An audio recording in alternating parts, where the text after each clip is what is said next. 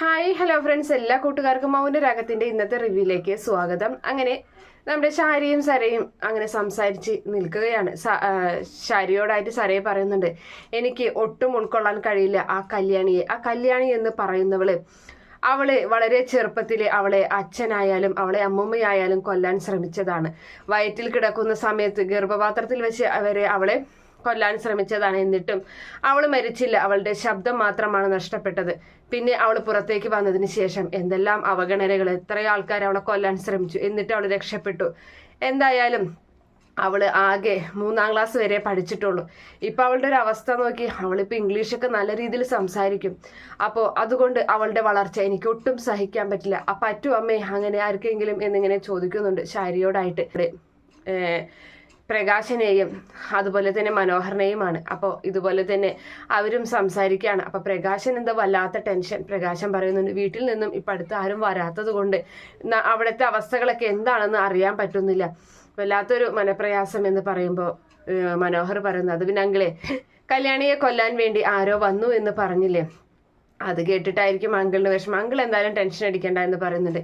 എങ്ങനെ ടെൻഷൻ അടിക്കാതിരിക്കോടാ, അവനെ ഇതുവരെയും പിടിച്ചിട്ടില്ല ആ കൊലയാളിയെ.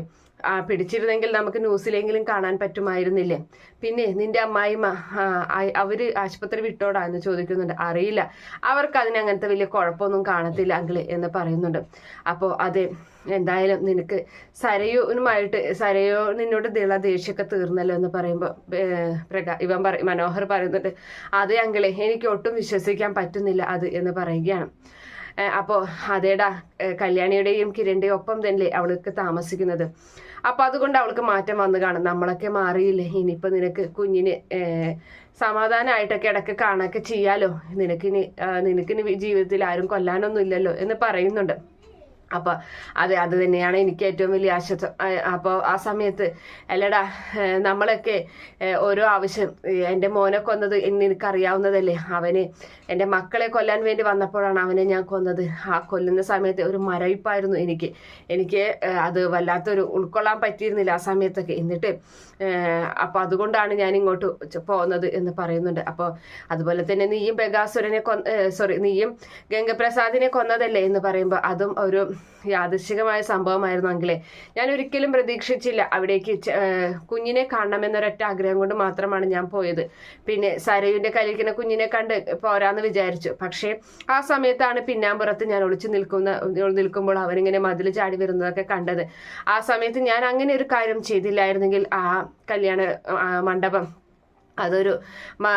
ഒരുപാട് കൊലപാതകങ്ങൾ അവിടെ നടന്നില്ല, കല്യാണിയൊന്നും ഇപ്പൊ പക്ഷെ ജീവിച്ചിരിക്കില്ലായിരുന്നു എന്ന് പറയുന്നുണ്ട്. അതേടാ, അതുകൊണ്ട് തന്നെ നമുക്കുള്ള പുണ്യം, നമുക്ക് ദൈവം എന്തെങ്കിലുമൊക്കെ ഒരു നല്ലത് കരുതി കാണും എന്നിങ്ങനെ പറഞ്ഞു നിൽക്കുമ്പോൾ അവിടേക്ക് ജയിൽവാടം വരികയാണ്. അങ്ങനെ ജയിൽവാടം മനോഹര എന്ന് പറഞ്ഞിട്ടാണ് വരുന്നത്. അപ്പൊ അവരങ്ങനെ നിൽക്കുകയാണ്. അപ്പൊ ആ സമയത്ത് നിനക്കൊരു സന്തോഷ വർത്താനമുണ്ട്. നിനക്ക് ആ ചന്ദ്രസേനൻ സാർ ഇടപെട്ടിട്ടാണോ മറ്റോ എന്ന് തോന്നുന്നുണ്ട്. നിനക്ക് ഉടനെ തന്നെ ഒരു പരോളുണ്ട്, നീ റെഡിയായിരുന്നു പോകാനായിട്ട് എന്ന് പറയുമ്പോൾ മനോഹറിന്റെ മുഖത്ത് വല്ലാത്ത സന്തോഷം. അപ്പോൾ അതുപോലെ തന്നെ നമ്മുടെ പ്രകാശനം പറയുന്നുണ്ട്, ഓ എടാ കോൾ അടിച്ചല്ലോ എന്ന് പറയുകയാണ്. അപ്പോൾ ആ ജയിൽവാടം പറയുന്നുണ്ട്, ഇനി നിനക്ക് സമാധാനമായിട്ട് പുറത്തിറങ്ങാലോ, നിന്റെ ഭാര്യ നിന്നെ സ്നേഹിച്ചു തുടങ്ങിയില്ലേ, നിന്നെ ഇനി ആരും കൊല്ലാൻ നടക്കില്ലല്ലോ എന്ന് പറയുമ്പോൾ അത് സാറേ അതൊരാശ്വാസമാണ് എന്ന് പറഞ്ഞ് ആശ്വാസമൊക്കെ തന്നെ, മോളൊക്കെ ആയിട്ട് സ്നേഹിക്കാനൊക്കെ കൊള്ളാം, പക്ഷേ പണ്ട് ആദ്യത്തെ സ്വഭാവത്തേക്ക് തിരിച്ചൊന്നും പോവാതിരുന്നാൽ മതി എന്നും പറഞ്ഞ് ആ ജയിൽവാടൻ അവിടെ നിന്നും പോകുന്നുണ്ട്. അപ്പോൾ മനോഹർ പറയുന്നുണ്ട്, ഓ സമാധാനമായി, ഇനി എന്തായാലും മോളെ ഒന്ന് കാണാലോ എന്ന് പറയാണ്. അതേടാ, നീ മോളൊക്കെ കണ്ട് സമാധാനമായിട്ട് വന്നാൽ മതി. അപ്പോൾ അങ്കിൾ പേടിക്കണ്ട, അങ്കിളിന് ഉടനെ തന്നെ പരോള് കിട്ടും, അല്ലെങ്കിൽ അങ്കിളിന് വേണ്ടിയിട്ടുള്ള കാര്യങ്ങളൊക്കെ കിരൺ സാറ് ചെയ്യുന്നുണ്ട് എന്ന് പറയുകയാണ്. അപ്പോൾ ഞാനൊരു കാര്യം പറയട്ടെ, അങ്കിൾ ഇനി എന്തായാലും അടുത്ത കോടതി കൂടലിൽ മകനെ കൊന്നിട്ടില്ല എന്ന് പറഞ്ഞാൽ മതി. കാരണം എന്നാൽ മാത്രമേ ശിക്ഷയിൽ എന്തെങ്കിലും ഇളവോ അല്ലെങ്കിൽ ശിക്ഷ ഇല്ലാതാകുക എന്തെങ്കിലുമൊക്കെ ചെയ്യുള്ളൂ. കാരണം സാക്ഷികളൊന്നും ഇല്ലല്ലോ അങ്കിളെ അവനെ കൊന്നതിന് എന്ന് പറയുന്നുണ്ട്. ഒരിക്കലും എനിക്ക് അങ്ങനെ പറയാൻ ആഗ്രഹമില്ല, പക്ഷേ എൻ്റെ പെൺമക്കളുടെ കൂടെ താമസിക്കണമെന്ന് ആലോചിക്കുമ്പോൾ അങ്ങനെ പറയണമെന്നും തോന്നുന്നുണ്ട് എന്ന് പറയുകയാണ്. അങ്ങനെ ആ സമയത്ത് അതിനുശേഷം അങ്ങനെ സംസാരിച്ച് അവരിങ്ങനെ സന്തോഷത്തോடு നിൽക്കുകയാണ്. അതിനുശേഷമാണെങ്കിൽ നമ്മുടെ സായാഹ്നമാണ് കാണിക്കുന്നത്. അമ്മൂമ്മ അപ്പൊ അവിടെ അങ്ങനെ വാർഡന്റെ മുന്നിൽ, അതായത് ആ ഇതിൽ മുന്നിലേ ഇരിക്കുകയാണ്. അപ്പൊ താര അവിടേക്ക് വന്നിട്ടുണ്ട്. അപ്പൊ താരയെ കുറിച്ചിട്ട് അമ്മൂമ്മ പറയാണ്, ഇത് താര കല്യാണിയൊക്കെ കല്യാണിയെ ഇവൾക്ക് ശരിക്കും ഇവിടേക്ക് വരേണ്ട ആവശ്യമില്ല, ഇവളുടെ മകളൊക്കെ ഇവളെ സ്നേഹിച്ചു തുടങ്ങിയതാണ്, ഇവൾക്ക് എന്താ പറ്റിയെന്ന് അറിയില്ല സാർമേ എന്ന് പറയുന്നുണ്ട്. അപ്പോൾ ആ സമയത്ത് എന്തായാലും ഇവരിവിടേക്ക് വന്നിട്ടുള്ള കാര്യം ഇവരുടെ അധികാരികളെ അറിയിക്കണം, അവരെ അറിയിക്കണം എന്ന് പറയുമ്പോൾ താര വേണ്ട വേണ്ട എന്ന് പറയുന്നുണ്ട്. ആ സമയത്ത് നിങ്ങൾ വേണ്ട എന്ന് പറഞ്ഞിട്ട് കാര്യമില്ല. കാരണം കല്യാണിയും കിരൺ സാറൊക്കെ ഇവിടെ ഒരുപാട് ആൾക്കാരെ സഹായിക്കുന്നത്, ഈ സായാഹ്നത്തിന് വേണ്ടി ഒരുപാട് കാര്യങ്ങൾ ചെയ്യുന്നതൊക്കെയാണ്.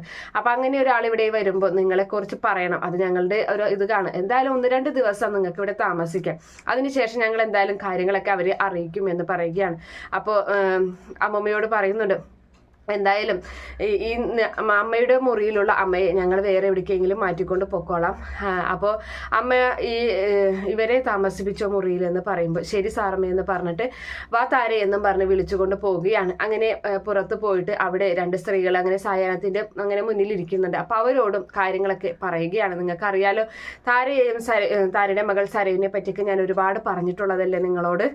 അപ്പൊ അവിടെ ഉണ്ടായിരുന്ന ഒരു സ്ത്രീ പറയുന്നുണ്ട്, ഇവള് മകളുമായിട്ട് നല്ല സ്നേഹത്തിലാണെന്നാണല്ലോ പറഞ്ഞത് എന്ന് പറയുമ്പോൾ അത് സ്നേഹത്തിൽ തന്നെയായിരുന്നു, ഇപ്പൊ എന്താ പറ്റിയെന്നറിയില്ല, മനസ്സിലെന്തോ നല്ല വിഷമം തട്ടിയിട്ടുണ്ട്, അതുകൊണ്ടാണ് വീട് വിട്ടിറങ്ങിയത്, ഇവിടെ താമസിച്ചാൽ മതി എന്നാണ് പറയുന്നത്. എന്തായാലും വാർഡൻ ഇവളെ അനുവദിച്ചിട്ടൊന്നുമില്ല ഇവിടെ സ്ഥിരമായി നിൽക്കാനായിട്ട്, 2 ദിവസം മാത്രമേ അനുവദിച്ചിട്ടുള്ളൂ എന്ന് പറയുന്നുണ്ട്. അങ്ങനെ ശരിയെന്നാ എന്നും പറഞ്ഞിട്ട് വാ താരയെന്നും പറഞ്ഞ റൂമിലോട്ട് കൊണ്ടുപോവുകയാണ്. അമ്മൂമ്മ താരയെയും കൈ പിടിച്ചിട്ട്.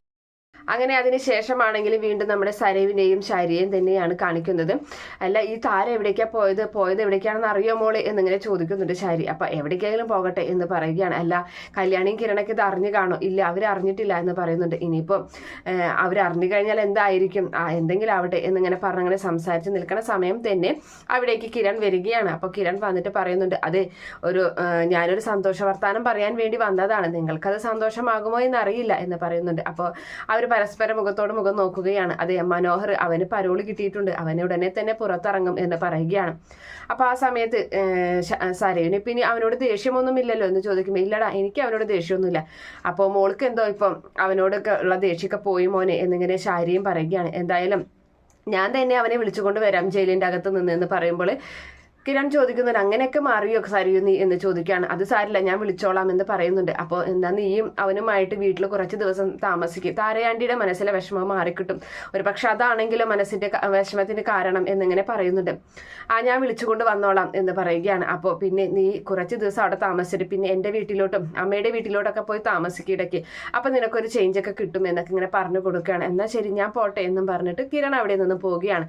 അപ്പോൾ നമ്മുടെ ശാരിയോട് പറയുന്നുണ്ട്, ഇത് നല്ലൊരു അവസരമാണ്, എനിക്ക് എന്തായാലും ഒരുപാട് സന്തോഷമായി. എൻ്റെ ഏറ്റവും വലിയ ശത്രുക്കൾ എന്ന് പറയുന്നത് മനോഹറും അതുപോലെ തന്നെ കല്യാണിയുമാണ്, ഇവർ 2 പേരെ എൻ്റെ കയ്യിൽ കിട്ടണം. ഇതിപ്പോൾ ആയുധങ്ങളൊന്നുമില്ലാതെ എൻ്റെ മുന്നിലേക്ക് വന്ന് പെടുന്നതാണ് മനോഹർ, അവനെ വിളിച്ചുകൊണ്ടുപോയി അവൻ എൻ്റെ കൈ കൊണ്ട് മരിക്കും, അത് ഉറപ്പാണ് എന്ന് പറഞ്ഞ് അങ്ങനെ നിൽക്കുന്നുണ്ട്.